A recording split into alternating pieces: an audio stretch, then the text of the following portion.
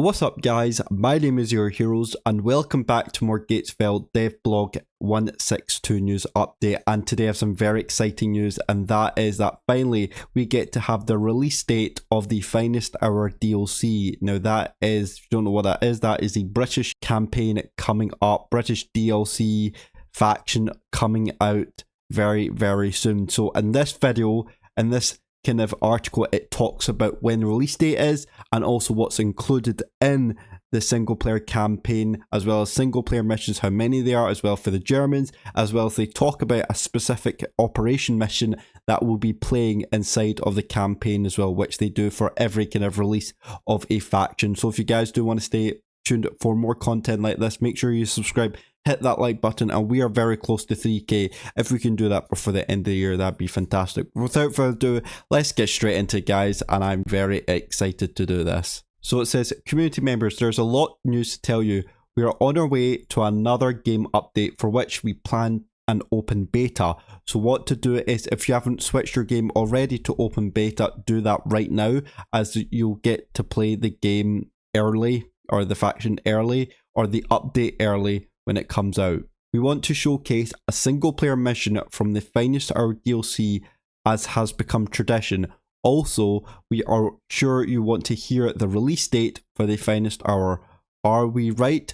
Keep reading. We are right, so let's keep reading. You can see there's some hints of some of the new German units that are going to be in the game. So let's first talk about the single player campaigns. So as has become tradition, we will now proceed to reveal one of the 16 single player missions that will make up the two Finest Hour single player campaigns. So one will be the British single player campaign and the other will be the German campaign. We already have revealed the Commonwealth campaign, and it will consist of 7 scripted missions and 3 skirmishes, while the German campaign will have 5 scripted missions and 1 skirmish. Today we look at one of the Commonwealth missions. So guys, make sure you kind of get an idea of that. So in total there are 16 single player missions, and of course 7 of them will be 7 scripted for the Commonwealth and 3 skirmish, whereas the German has 5 scripted and 1 skirmish, which will be very interesting because it kind of becomes a wee bit repetitive with the Germans campaigns, or where it's a wee bit the same. And I know that sounds kind of bad saying it's all, you know, different with the missions and the maps, but when they start to come out quite a lot, it does come a wee bit repetitive. So I'm hoping this is very unique for the Germans one, and I'm hoping it'll be very good. And of course this one skirmish German will be against the British. So now let's go to talk about the actual mission that we will be playing in the game, which is called Operation Goodwood. So this is kind of a wee bit the history about it, and then we'll talk about the actual how it will play out actually in the game. So let's do this. This operation happened roughly 6 weeks after the D-Day landings. It was a major British armoured offensive intended to break out from the Caen bridgehead. And I know I'm pronouncing that wrong and it's French, but I don't care. In this bigger picture, this operation was to draw German forces away from the American front. So as you can see from this picture here, the British are here, the Canadians are here, and the British/Canadians are here. And you can see that the Germans are kind of pushing in towards the British to get them away from the American, that at the time the Americans were kind of pushing in on Normandy. Following an enormous aerial bombardment earlier on the 18th of July, or July the 18th, British armoured divisions of Lieutenant General Richard O'Connor's 8th Corps advanced south from the Orne River bridgehead. One of the main stage of the operation was the village of Kegnay. I know I'm pronouncing it wrong, I don't care. Positioned on the rising ground east of Caen, overlooking most fields. It proved to be an ideal location for the Germans to set up a defensive position. Its location made it one of the most critical German strong points the British had to overcome in this operation, which probably gives us a hint that this mission, when it's in the game, is probably going to be one of the hardest missions to do, along with other missions. But it looks like they're pointing out that this is going to probably be the main kind of portion. It's going to be the main difficult mission to do. Now that also kind of maybe concerns me a wee bit, because it says it's overlooking mostly open fields.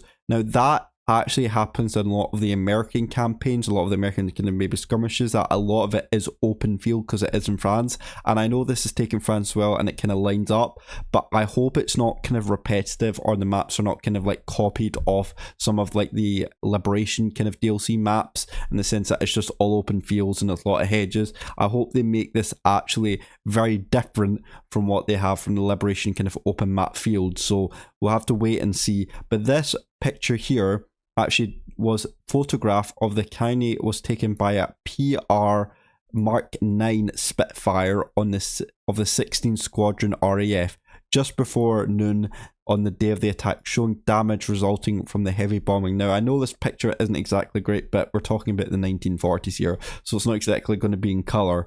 But as you can see, that all this part here is just absolutely just all rubbled off. It's just completely just all destroyed, as long as all the way up here. And you can tell this is probably how the map is maybe going to possibly laid out as well. You know, all of this kind of damage, destruction is going to be implemented in the map as well. So, which probably gives me ideas of how this map is laid out. So this is probably what we're going to see inside of the mission, the campaign. The bombing had indeed inflicted heavy damage on nearby villages and German positions, but Kanye itself, already fortified and occupied by elements of the German 21st Panzer Division, which already gives me an idea of that we can possibly play the German 21st Panzer Division, or it will be in kind of the game, a part of the German faction, which you probably play in skirmishes or even conquest, would prove to be a formidable obstacle all the same. Hidden anti-tank guns, dug-in infantry and cleverly positioned tanks allowed the defenders to survive the bombardment and prepare for the British attack, which again tells us that this kind of is giving us hints, like small hints of what we're going to actually be facing up against. So you can see that formidable obstacles, which possibly could be like tank traps, anti-tank mines, anti-personnel mines, so it could be anything. Also could be hidden anti-tank guns as well, dug-in infantry, and cleverly positioned tanks that allowed the defenders to survive the bombardment. So that shows there's going to be tanks, anti-tank guns, dug-in infantry, obstacles, all going to possibly be in this mission. So this is giving us large bits of clues of how we can possibly approach this mission. So that is kind of like the history of the Operation Goodwood. I hope this kind of all makes sense, and hopefully you'll be able to get small tips and tricks from this. Now, this is what's actually going to happen in the mission. The first thing to do in this mission is to select your doctrine. Different doctrine choices, offensive, defensive, all-round and irregular, which will be your options, will give you access to different types of troops. This is recruiting theme. This is a recruiting theme in the Finest Hour campaign. So it looks like that each mission and possibly the Commonwealth campaign, Zero Blood campaign, will give you choices of different doctrines. The choice of a doctrine also determines which objectives you get, and every doctrine has its own set of cutscenes, voice lines, and achievements. Now that's actually very impressive. That's actually insane to think about, because we've never actually seen anything like this before. I believe there is a few missions that do require you to choose different doctrines, but I think it's like kind of like the same objectives with all of kind of, doesn't matter what kind of doctrine you choose. But the fact that there's going to now be different objectives, different cutscenes, different voice lines and achievements, that shows you that there's going to be longer time of playing kind of that campaign or that one mission. So if there's like 3 or 4 doctrines in that one mission, you're going to have to play that mission 4 times at least to get each achievement, or to find out what the cutscenes are and what the objectives are. I think this is a very clever and very good way to get people to play this game more, and able to, you know, get get new players, even just or beginner players, to involve on how the game works and how to play with different doctrines, different units. This is a very clever strategy that Gates of Hell have come up with, and I absolutely love it, and I wish they would do more of this, because this is a very clever tactic to get new players to understand units and doctrines better, as well as kind of veteran players as well, for who are maybe already good at this game but maybe understand the British units faction even better, even quicker, which I love. The second thing you obviously involves the landscape around Cagney. As mentioned earlier, this area would become one of the main scenes of this bloody battle. We have reacted the battlefield using aerial reconnaissance and survey photographs since post-war development has rendered the landscape very different from what it is looked like in World War II. That's absolutely insane. So basically, they've taken a drone over the area of where the battle was in nowadays France and basically basically re-rendered it and the landscape to what it was back in World War II, which is very different from what it was back then. So that is absolutely an achievement to do. That's actually like worth like an applaud to see how good this team is and how good they are at their job. Now, there is actually a video, a 55-second video of the Operation Greenwood, which I will maybe talk about tomorrow more in detail. So if you do want to stay tuned for that, then make sure you click the notification bell. And while you're down there, make sure you subscribe as well, which would help massively. So while you're there, we will maybe talk about this in a video tomorrow or at some point very, very soon. As a player, you are part of the 2nd Armoured Unit to arrive at the scene of Cagny. The 11th Armoured Division rolls ahead of your unit in the initial stage of battle, coming under fire from the German pack and flak while your unit, the Guards Armoured Division, witnesses the 11th getting hit. So that obviously again gives a massive amounts of information that's saying the Guards Armoured Division is going to be part of the British faction and you can use it in Conquest as you unlock units, or it'll be part of maybe even skirmishes as well, which is fantastic.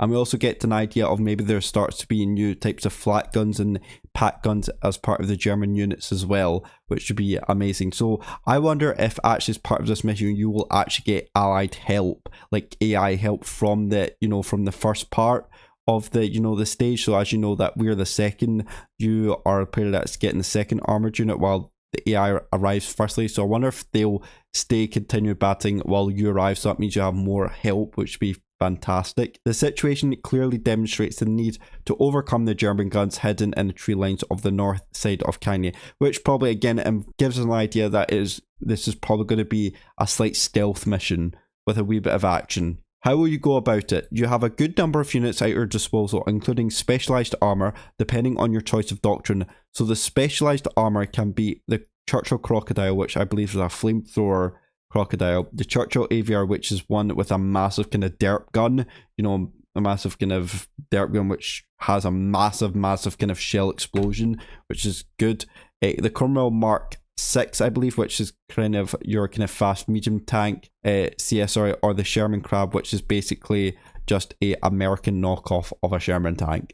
You'll need to make sure the positions your Cromwell and Sherman tanks well enough to prevent any surprise flanking maneuvers by the German 21st Panzer Division, which gives us another clue in this, which tells you that if you're not fast enough to attack, then you're going to get flanked by the 21st Panzer Division. So we will be seeing that very soon, and I will definitely upload gameplay of this operation to the channel, so make sure you stay tuned for that as well. You can see these flak guns are going to absolutely tear the Cromwells apart, and even the Churchills, I think, because I think the flak guns are strong enough to destroy Churchills and Germans, and I think we're probably just going to get destroyed. So in my best scenario, I would actually probably just get your tanks as a distraction, but not too far up. Get your infantry to maybe sneak around and try and destroy and try and kind of come up from behind and kind of throw AT grenades or grenades while kind of laying smoke. So that means your infantry, put them on hold fire, flank them around maybe in the bush lines, get behind their backs and destroy the AT guns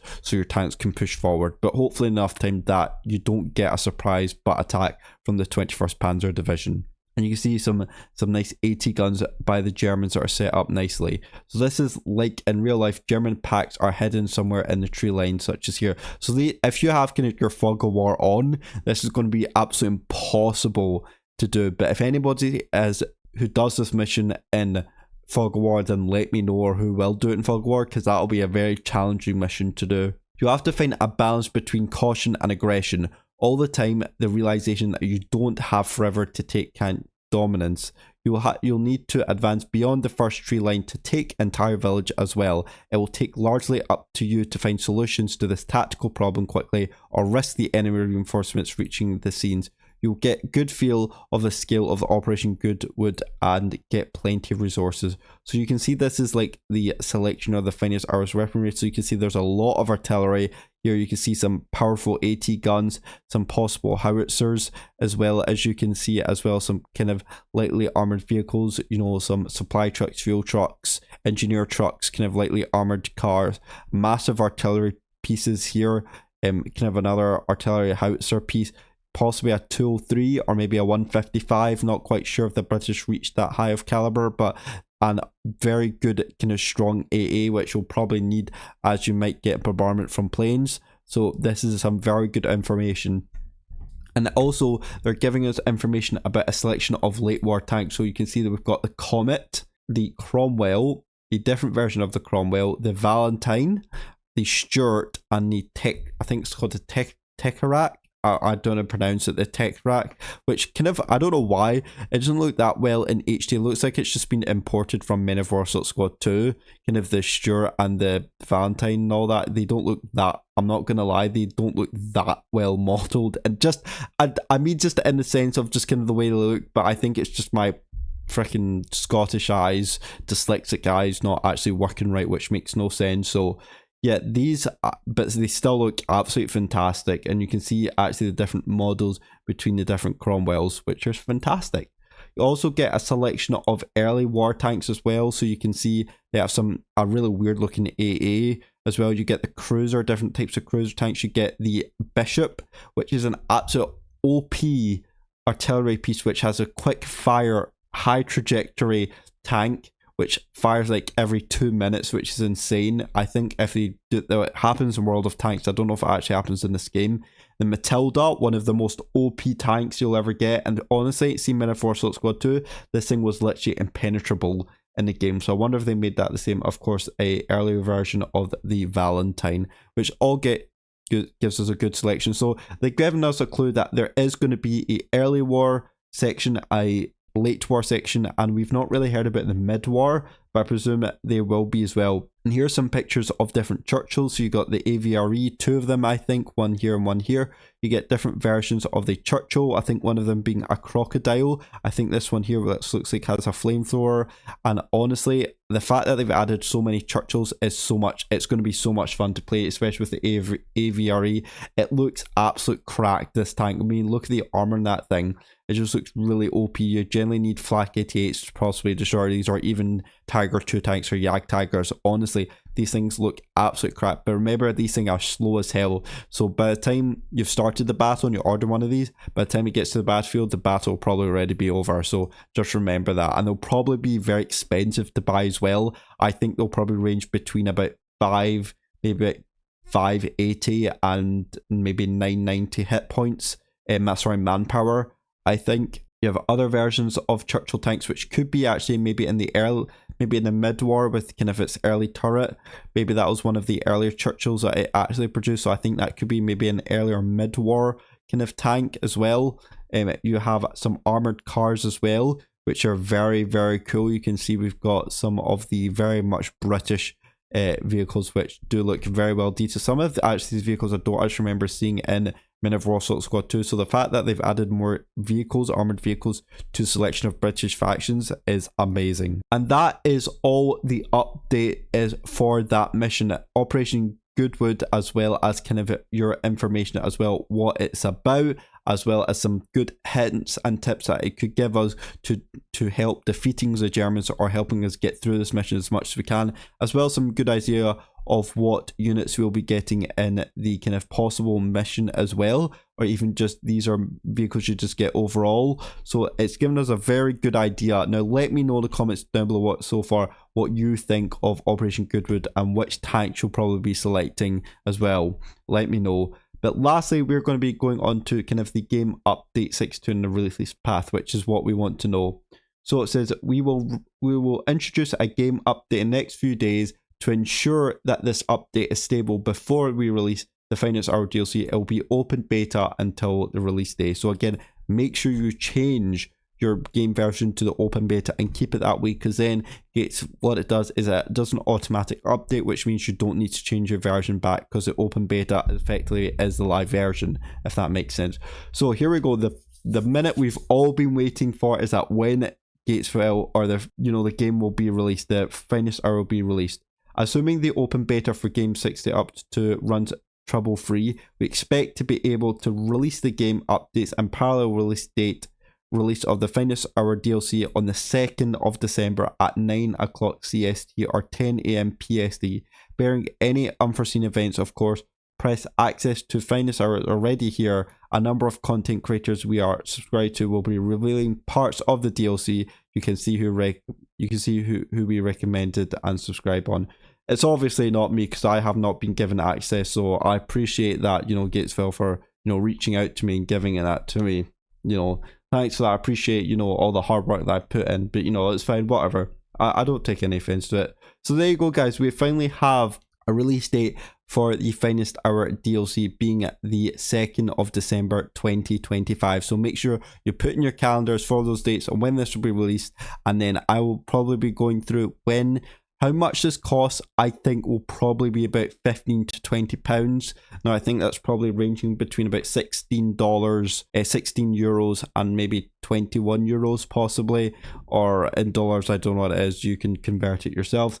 And then lastly, it kind of talks about the Steam Awards, which you already know about, and of course the several interesting things is that the several interesting websites describe Operation Goodwood in detail. Countless old French aerial photos from the Kangay and other can be found here, and the Finest Hour DLC contains more vehicles and tanks than Ostfront did in 2021 on release.